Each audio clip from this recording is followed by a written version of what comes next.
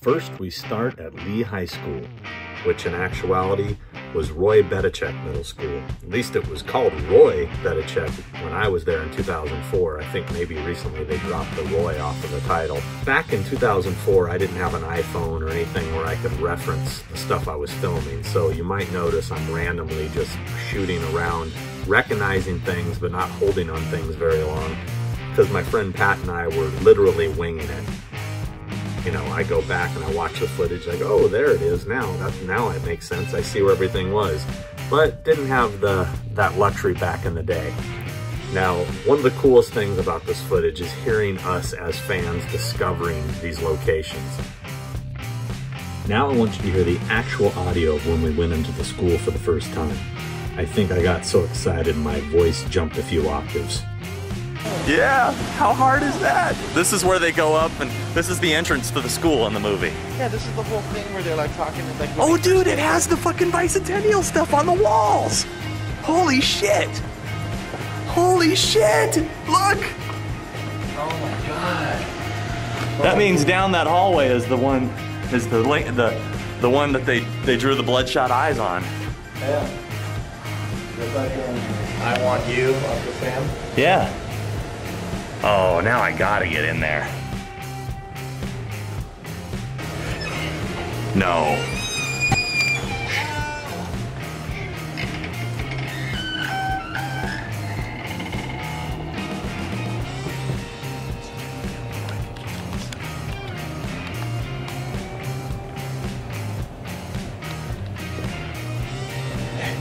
That's a motion detector. That's a motion detector, dude. Let's get the fuck out of here.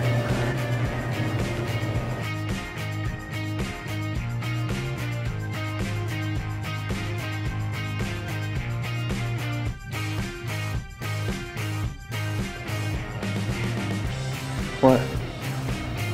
There it is. Fixing to feel a whole lot better, man. Here, give me one. Give me one real quick.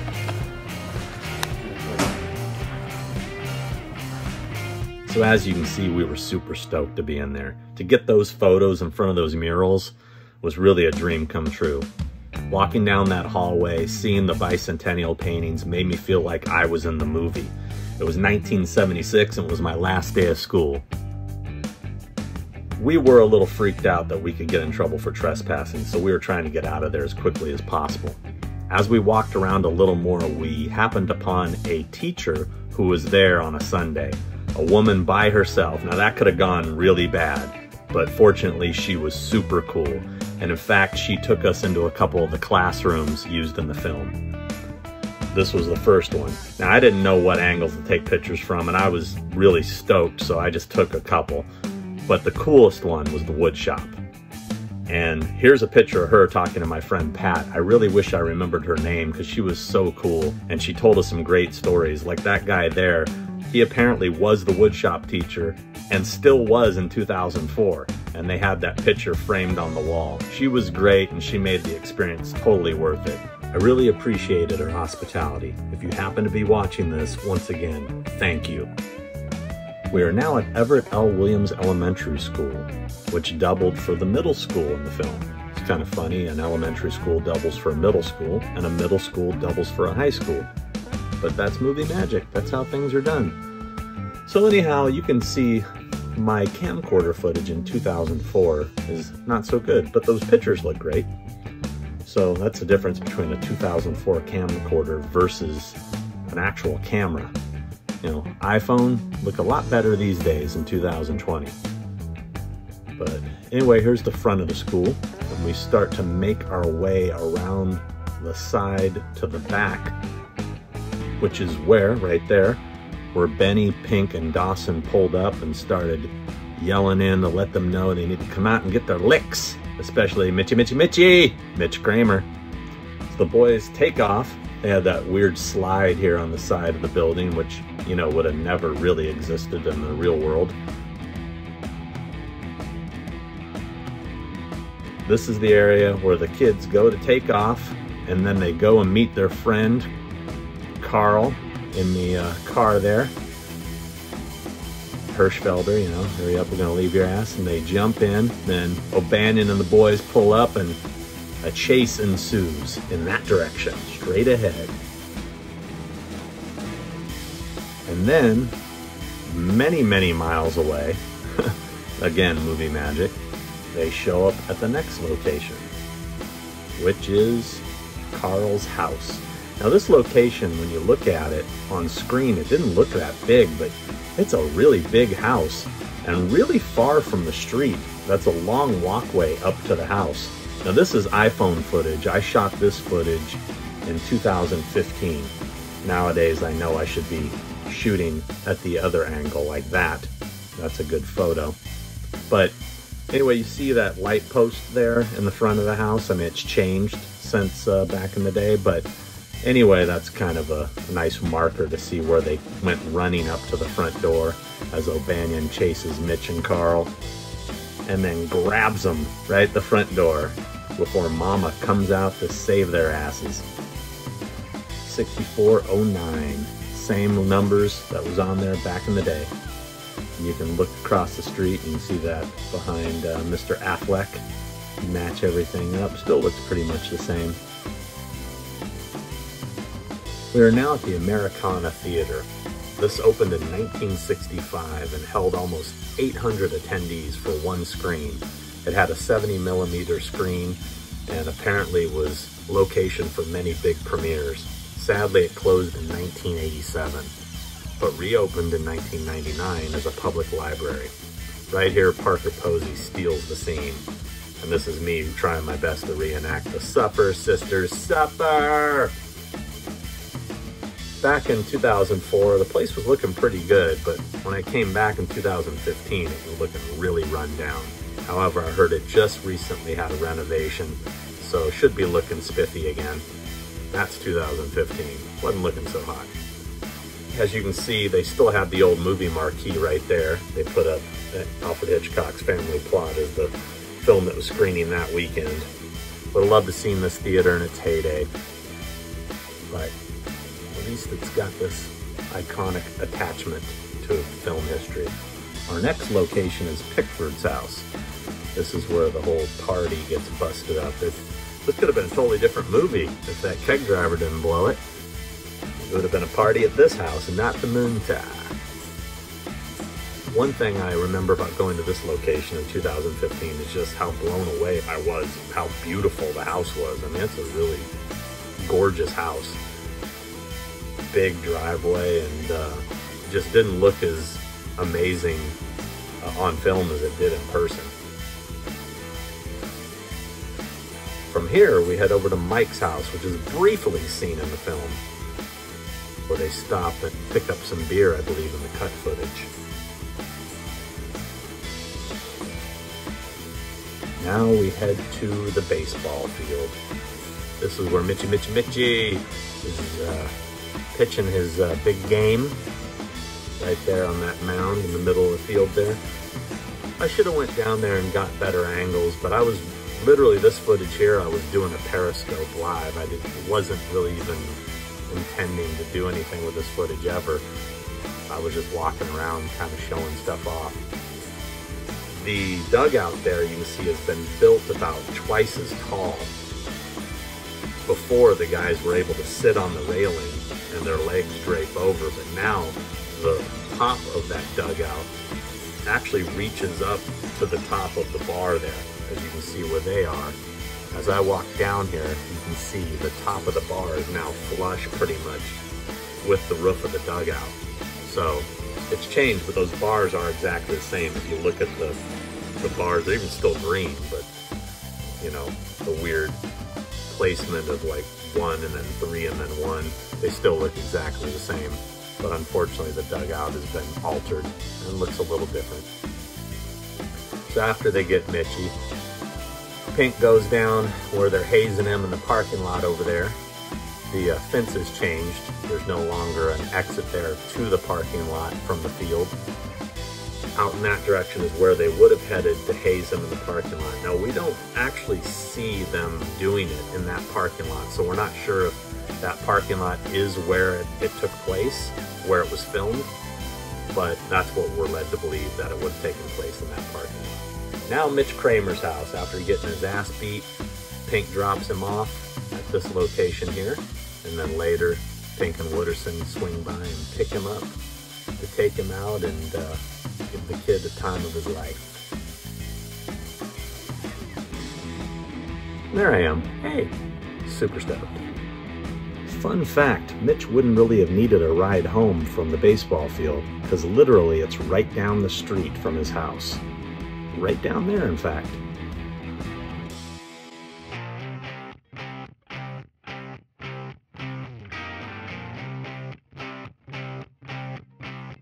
Fucking top notch! Yeah! We should come back here at night when the lights are all on a little bit. It better not be closed. Top notch, dude. That rocks. I'm totally getting pictures in front of that fucking thing.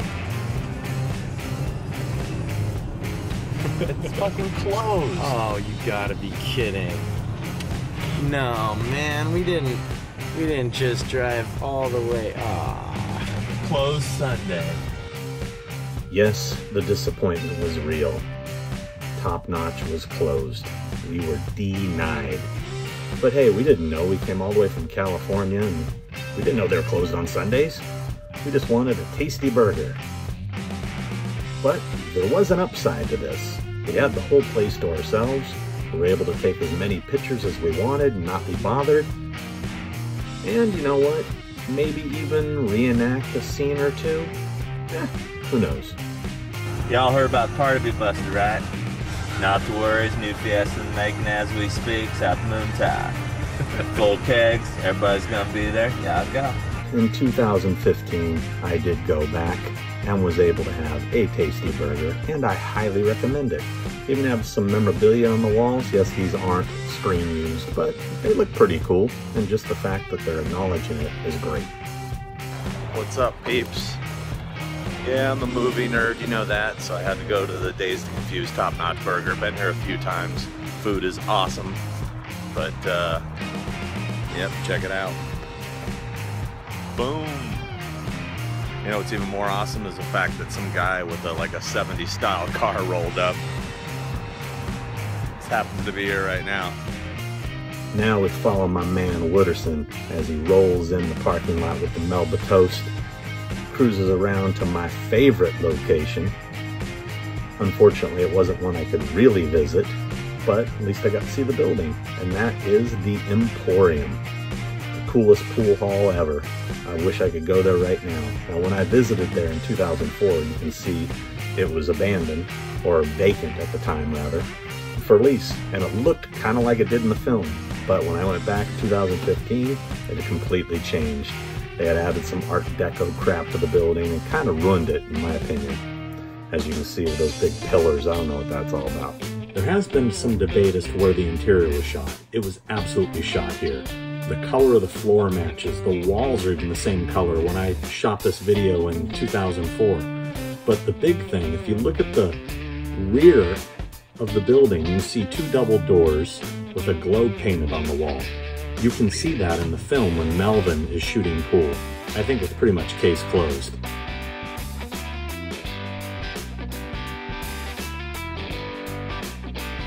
You know what I like about them high school girls now?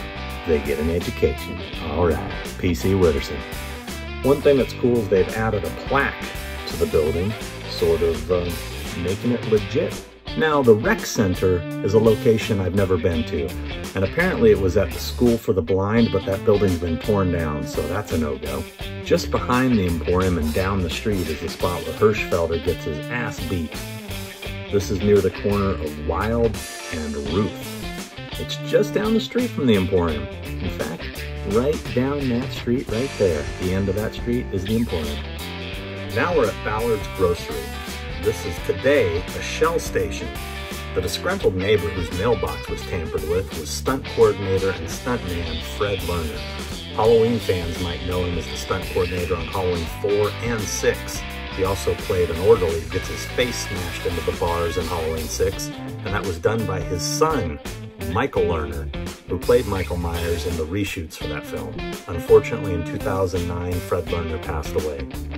Next, we ventured to the Centennial Liquor Store.